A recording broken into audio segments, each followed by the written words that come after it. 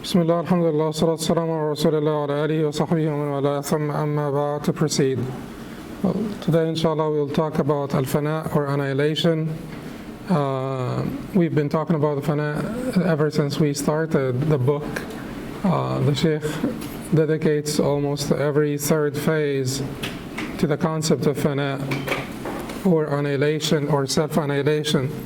But this time we will talk in some more detail about al-fana as a station in and of itself, or annihilation as a station in and of itself. The Shaykh started this 92nd station of his book of 100 stations, which would be the second station in the last division or section, that is the section of al-Nihayat, or the section of the endings. By saying, as usual, he would start by quoting a verse from the Quran. He said, قال الله عز وجل كل من عليها فان ويبقى وجه ربك. Allah the Almighty said, everyone upon the earth will perish or vanish, perish/vanish, and there will remain the face of your Lord, and there will remain the face of your Lord. And you know this verse is in Surah Ar-Rahman. Then the Shaykh said, الفناء في هذا الباب اضمحلال ما دون الحق علما ثم جحدا ثم حقا وهو على 3 درجات. He says annihilation in this respect refers to the complete fading of that which is other than the real with respect to knowledge, then denial, then actualization. It is of 3 levels. So what does he mean by this? Annihilation in this respect refers to the complete fading of that which is other than the real, other than al-Haq subhanahu wa ta'ala, other than the true one, God subhanahu wa ta'ala, with respect to knowledge, then denial, then actualization. With respect to knowledge, it is basically your acknowledgement of the triviality, transience, disposability of the creations and their beginning at one time, and your acknowledgement of the eternity of Allah subhanahu wa ta'ala, being the first cause, being the ultimate effector, being the beginner of all things, the creator of all things. And that realization causes the fading, the complete fading of the creation in your knowledge, That's why he said ilman, in your knowledge. Then denial, it becomes a state, not just a matter of knowledge, it becomes a state. That recognition will let the creations actually fade in your perception. So that's why he said ثُمَّ جَحْدًا, denial. You actually deny the creation. Then actualization. Then in reality, or in actuality, reality, or as a matter of actualization, when this becomes completely true, where this is even the annihilation of the annihilation, because annihilation is when you stop recognizing, you stop seeing afterwards, and then you stop, you're stopping, because there is basically no action to be attributed to you whatsoever, since you are one of those creations, one of those transient, contingent, disposable creations. Okay, so let's try to make sense of the concept of al-fana and talk about it in some more detail, because it is one of the. So when you reclaim the Sunni tasawwuf, you need to understand what is Sunni tasawwuf, and that is part of this is to understand where departures from the early Sunni tasawwuf happened. Without knowing the departures, you're not going to be able to tell what is straight, orthodox, upright in tasawwuf, in the early tasawwuf. So one of the departures is, like I said, was the emphasis on the inadequacy of knowledge became, after the departure, became basically resentment of knowledge to some extent, disregard, dismissal of knowledge, which was not meant by the early mashayikh of al-Tariq whatsoever. They only wanted to say knowledge alone is inadequate, but they never meant to say knowledge is not important. So the departure happened later within the Salikin, or among the Salikin. The departure happened later when we started to create a conflict between Sharia and Haqiqa and have emphasis on ilham and zawq versus knowledge of the scriptures, emphasis on mukashafat, disclosures, inspiration, and zawq and taste versus the actual text of the scripture and the role model of the first community. One of the departures was also the emphasis on the emphasis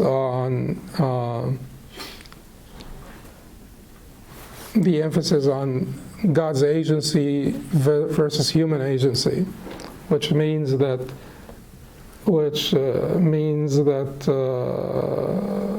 there was undue emphasis on the universal decrees versus the Shara'i decrees, or the religious decrees of God. Al-Aqdar al-Kawniyya, al-Aqdar al-Shar'iyya.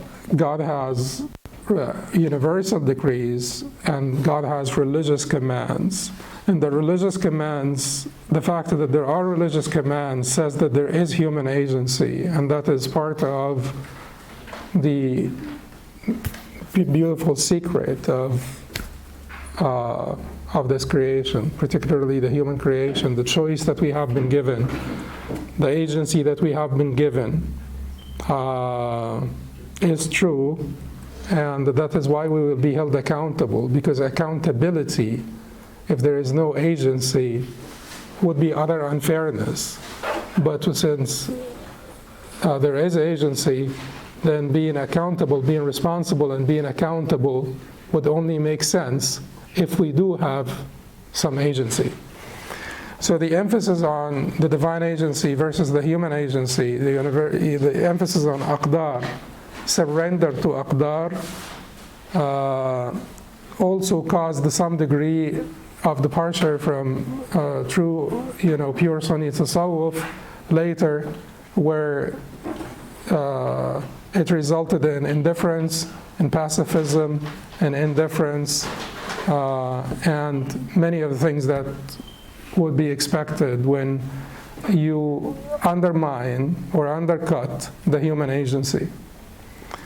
One of the things also one of the departures also, one of the bigger departures is this concept of fana, or this concept of union with God, or fana, annihilation. Therefore, a belief that is, fana will basically lead to a belief, fana in the sense of ontological fana, in the sense of really not recognizing our existence or denying our existence, not mentally but extra-mentally, in reality, not only perceptually but ontologically. This will lead to pantheism or monism. This will lead to ittihad, wahdat al-wujud, and like a myriad of heretical beliefs and concepts.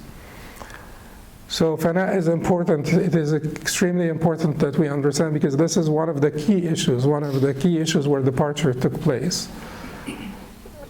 What is fana then, that the earlier mashayikh refer to, versus the departures that happened later?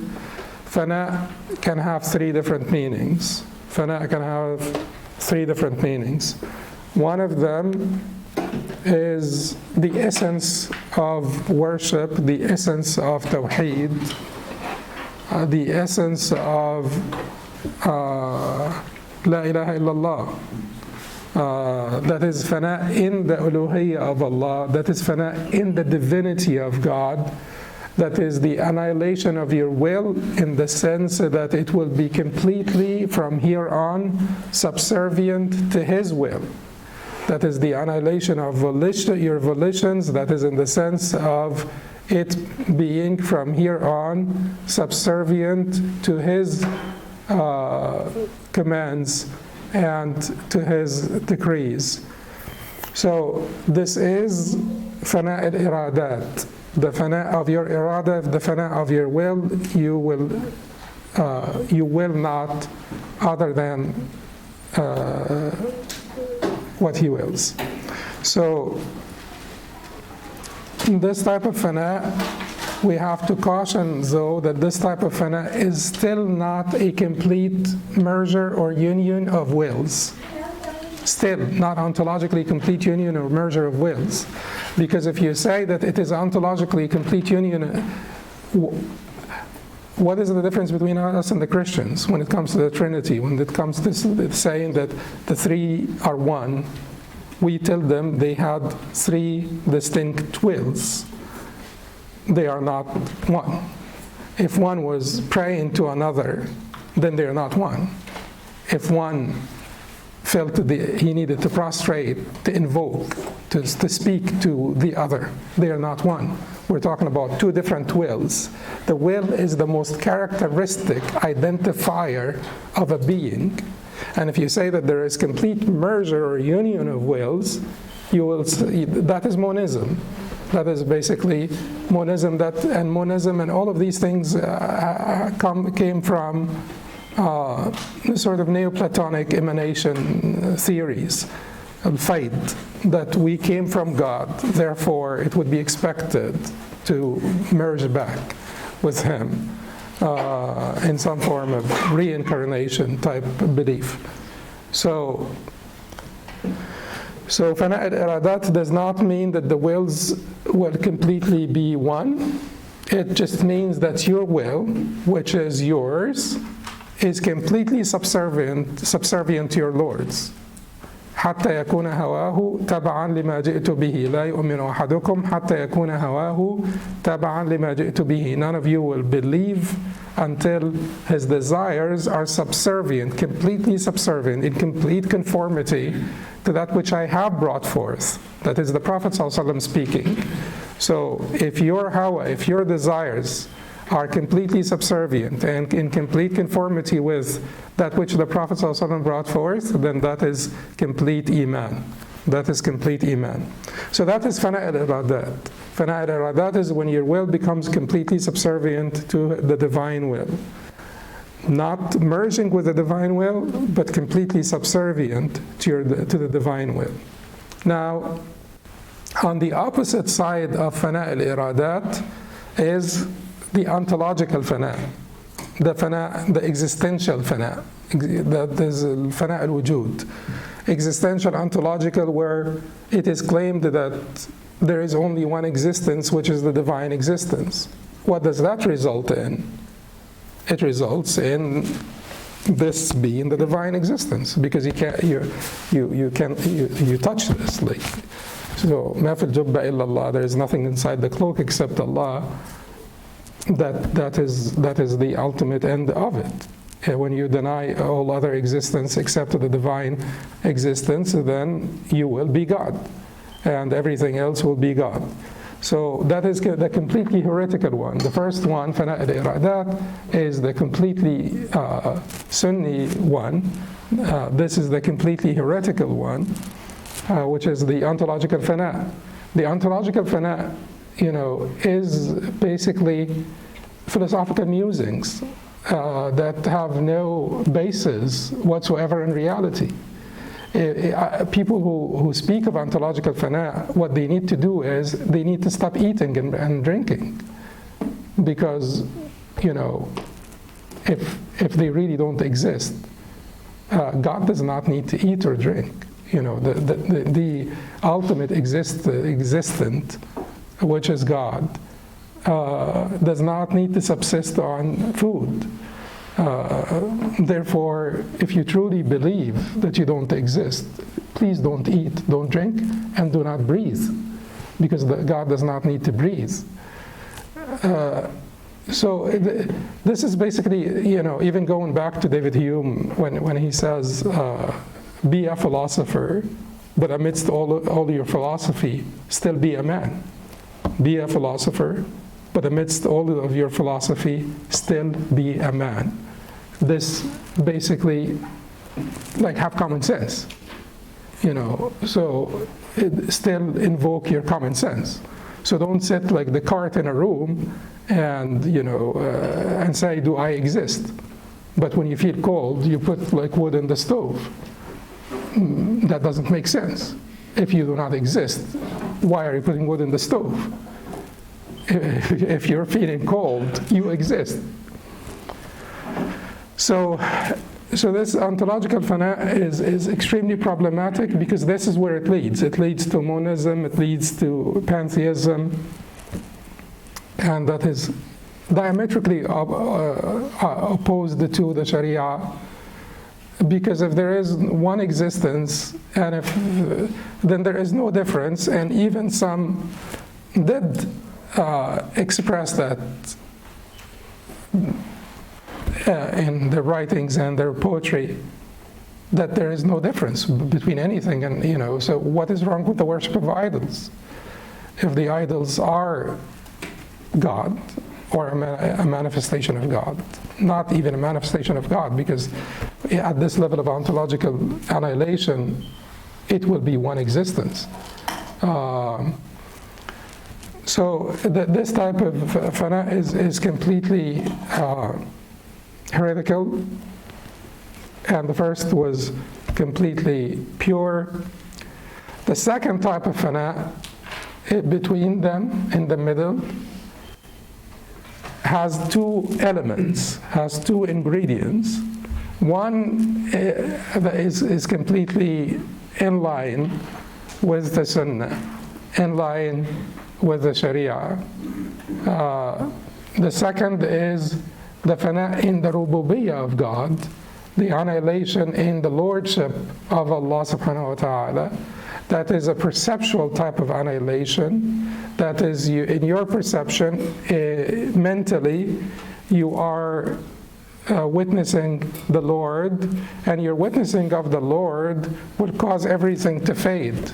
Because by comparison, infinity and anything is what? Or anything divided by infinity is zero. So that in that sense, your witnessing of the Lord, your beholding of the Lord, your shuhud of the Lord will cause you to not have shuhud of as-siwa, which is anything else, all else. But you do recognize their existence, because you are here in their reality. Like the Prophet ﷺ and his companions, they never left the reality. They never basically mystified their deen. Their deen was clear. Allah praised the Quran by being mubin, praised the Prophet by being mubin. Their deen was transparent, was clear, straightforward. So you do recognize the existence of different beings, but they are like glass boards, you see through them. And the example that we always give, when your spouse yells at you, you see through them. You're seeing what they're doing, but you're seeing that it is ultimately God who caused them to do this. This is your test. And by seeing through them, and you see the divine work in their action, and you're recognizing the divine in their action, your response will not be to them, will be to Him. And that is when you start to walk away from your ego and be a third party, and making sure that you're looking at the scene from a distance. That is in line with the Sunnah. That is in line with the Sharia. Now, there is a part of this fana that is not in line with the Sunnah. You know, this part is completely in line with the Sunnah. This is maqam al-ihsan, an ta'bud Allah ka'annaka tarah, to worship Allah as if you see Him, right? And if you see Him, can you imagine seeing anything else beside Him, or being distracted by anything if you're seeing Him? No, that does not wouldn't happen. And this type of fana is basically completely also this is in complete harmony with baqa, subsisting by Allah, with Allah, for Allah. Because when you reach this type of fana, then you subsist by Allah, with Allah, for Allah. حتى أحبه فإن أحببته كنت سمعه الذي يسمع به وبصره الذي يبصر به ويده التي يبطش بها ورجله التي يمشي بها. Until I love Him, my servant will continue to draw closer to me by that which I have made obligatory on him, and then by the nawafil, حتى أحبه, until I love Him, and once I love Him, I will be His hearing with which He hears, His sight with which He sees, His hand with which He strikes, and His leg with which He walks. That is maqam al-ihsan, that is completely consistent. Where does it become somewhat problematic? Problematic in a sense. It becomes a problematic when you're focused on the divine, the object of your attention, the divine, the object of your attention. The extreme focus on the divine, the object of your attention, will cause the object of attention to acquire an intimacy, a level of intimacy that only belongs to the self. And that can happen even without, the object of attention being the divine. If you have any object of attention and you have extreme focus on that object of attention, it acquires a level of intimacy that only belongs to the self. And when it acquires that level of intimacy that only belongs to the self, what happens? You feel the divine presence to the point where you could speak those shatahat or esoteric statements that in a different state would be considered acts of kufr, would be considered statements of kufr. Why are they excused in that state? Because that state is a trance. It is an altered level, it's an altered state of consciousness. Your focus on your object of attention had caused that object of attention to acquire intimacy that belongs to the self, causing an altered state of consciousness, a trance. It is abnormal. So why did someone like Imam Taymiyyah, who was very keen on pointing out the departures of Sufism from Sunnism, say that you would be excused? People who speak in this trance would be excused, not found at fault, because they have no control. If they reach the level where they have no control, then they would be excused. They would not have committed kufr because they were not in control. That spiritual intoxication or sukr caused them to lose control. But he gave some conditions for these shatahat to be excusable. And before that, he said that this is not the way of the companions. This is not the way of the prophets and companions. So this is not the ultimate state of piety, because the companions were completely established. They had tamakkun in their spiritual stations that they would not fall in those trances. So the best and most virtuous way is that of the Prophet ﷺ and the companions. But yet, some of the righteous among the the earlier generations also, but not the generation of the companions. Some of the very righteous people who were otherwise Sharia compliant, there had been reports from them falling in such trances. Okay, so what are the conditions for this trance to be excusable, or for these shatahat to be excusable? One, the person in general is Sharia abiding. In general, in their life, these are people who are Sharia abiding in their life. These are people who do not invoke those shatahat. Those trances are not pretentious and they are not fake. They are real. They are really out of control. It's not like they're pretending or they're faking it to look, pious or to look, different. Also, they did not invoke the trance by anything that is haram. They invoked the trance by dhikr. They sat down in their dark room and they made dhikr, for hours until they got in that trance. You can't say that they invoked it by something that is haram. The trance would be brief, and the shatahat, the statement would be brief, only a few words. You don't sit down and write a book on it. It is in a state of trance.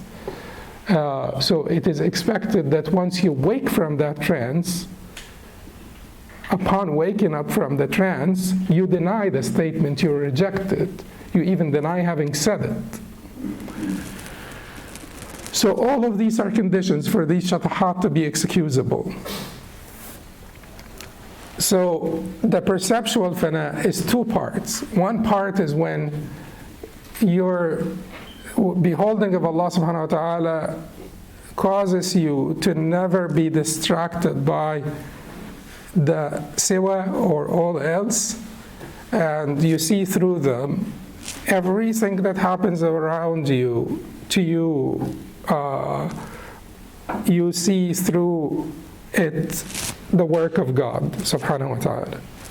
And the part that is a little problematic, that was not it was not the way of the Prophet ﷺ and his companions, is the part where that we talked about, the trances that cause these shatahat. Okay, so is it clear now? Three different meanings of fana: ontological, heretical. Fana al-iradat, the fana of wills, that is the fana into the uluhiyyah of Allah, that's the essence of la ilaha illallah. Fana al-shuhud, the perceptual fana, has elements mostly fine, unless it goes to an extreme that becomes somewhat problematic. But those people would still be rewarded for the state that brought them to that extreme, but they will not be rewarded for the trance itself. They would be rewarded for the state that brought them to this trance.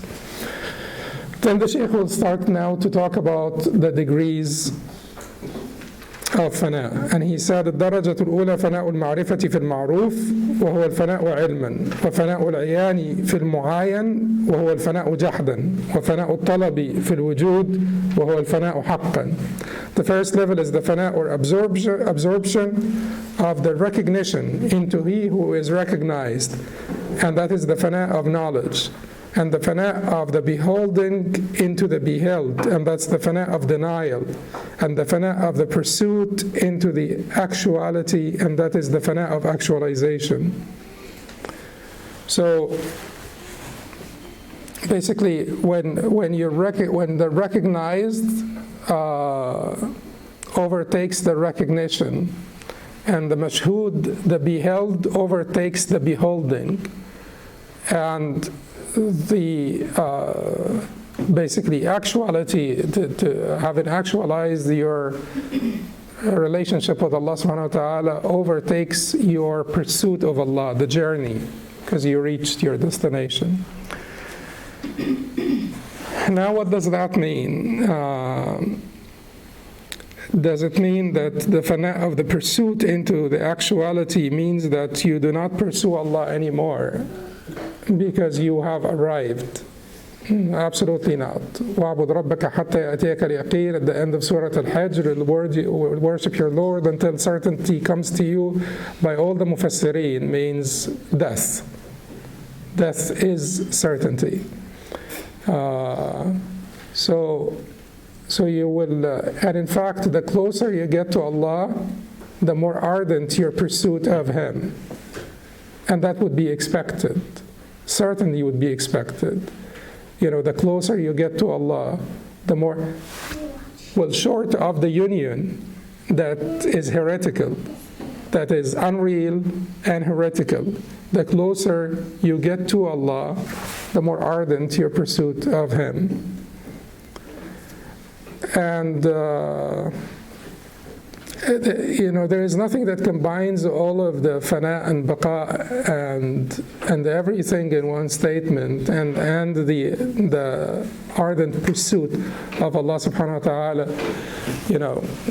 I wouldn't say nothing, but a statement that combines them marvelously is the statement of al-Junayd rahimahullah when he was asked about al-Hubb, Hubbillah Azza wa Jal, by many of the masters of the path.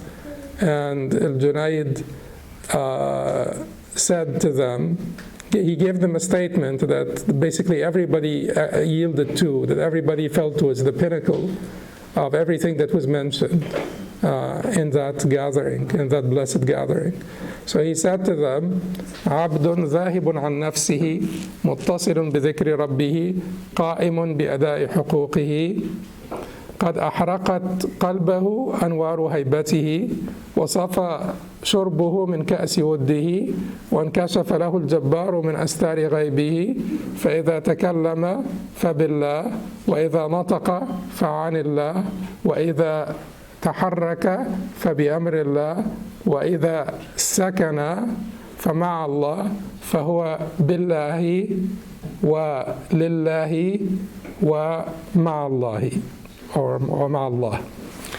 So عبد ذاهب عن نفسه, it's a servant who is detached from himself, متصل بذكر ربه, connected to his Lord through his remembrance, قائم بأداء حقوقه. So this person who already lost himself, walked away from his ego, he's detached from himself, قائم بأداء حقوقه, always fulfilling his rights, fulfilling the rights of his Lord. His commitment to his Lord is unwavering, always. And qa'im means what? Taqum ala ad-duyuf means what? That you're standing in service of your guests. So qa'im means that you're always standing. You never take a break. Your standing means that you're always ready for the next command. قائم بأداء حقوقه, always fulfilling his rights. قد أحرقت قلبه أنوار هيبته, the lights of His Majesty burnt up his heart. The reverence of the Lord burnt up his heart. وصفى شربه من كأس وده, and he subsists only on the nectar of His compassion.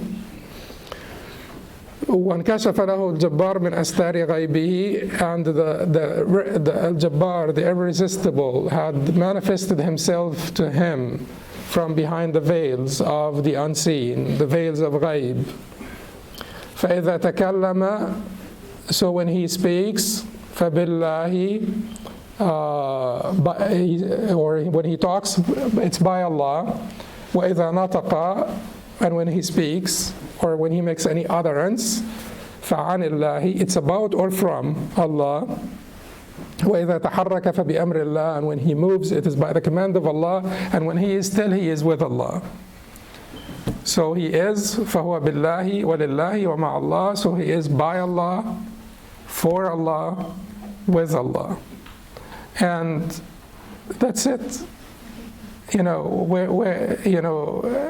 Where else do you want to go? Like, stop, that's it. You should be here. And if you fulfill these requirements, if we are ever able to fulfill them, why do we need to mystify? Why do we have to philosophize tazkiyah anymore or tasawwuf anymore?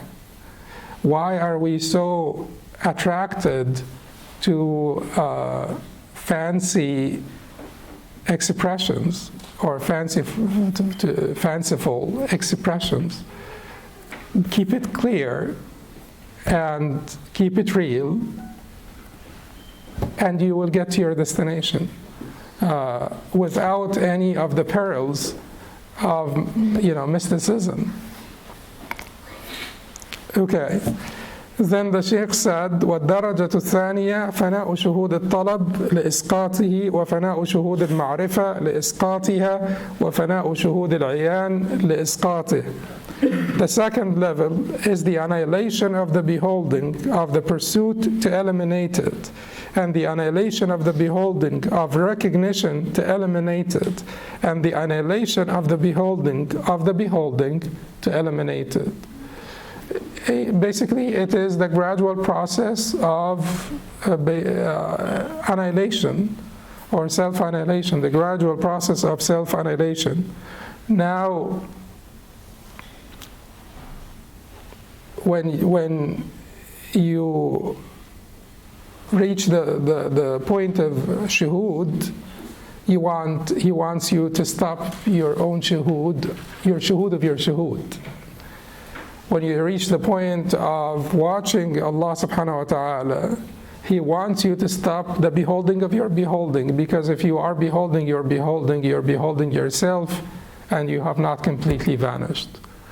And if you behold your beholding, you may still suffer from some of the consequences of this, because you're seeing how far you have gotten, right?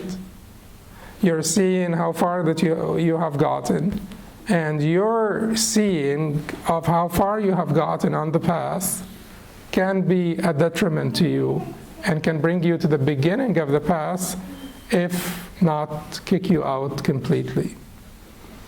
It's like the shaitan who was excelled in worship, but he saw his worship to be his.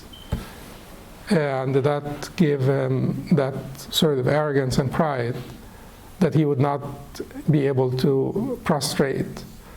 So you want to stop beholding your beholding. And then the Shaykh said, والدرجة الثالثة الفناء عن شهود الفناء وهو الفناء حقا شائما برق العين راكبا بحر الجمع سالكا سبيل البقاء. The third level is the annihilation of the beholding of fana, and that's the real fana, whereby one will be glimpsing at the lightning of reality, sailing through the ocean of union and pursuing the trail of subsistence. If he says sailing through the ocean of union and pursuing the trail of subsistence, seems that he puts baqa higher than fana. Although it seems that through the different stations that we have studied, that the Shaykh prizes fana more than baqa in this book. But when it came to the stations, he put fana as the 92nd, and baqa would be the 93rd. So he put baqa, subsisting by Allah, with Allah, for Allah, higher than fana. Now, like I told you the last time, the reason why I chose this book, because Imam al-Harawi is Athari in Aqidah, Hanbali in Fiqh. When I give his statements an interpretation that is basically consistent with the Sunnah, the challenger, the burden is on the challenger to give it a statement that is inconsistent. When I say that he did not mean fana al-wujud, I could say this with confidence because of the rest of his legacy, the rest of his biography, the rest of his life that is known to us. So with confidence we can say that when he talks about union, he's not talking about the existential merger in God, which is the opposite of emanation.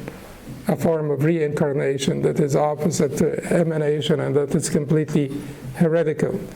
He's talking about the union in the sense of the vanishing of your will into his will, the absorption of your will into his will, and your shuhud of the else, all else, as-siwa, into his shuhud only. So the Shaykh ended it on a positive note here where he says, pursuing the trail of subsistence. Like you want to get there, to cross to baqa, and to subsist by Allah, with Allah, for Allah. Next time, inshallah, we will go over the station of al-baqa,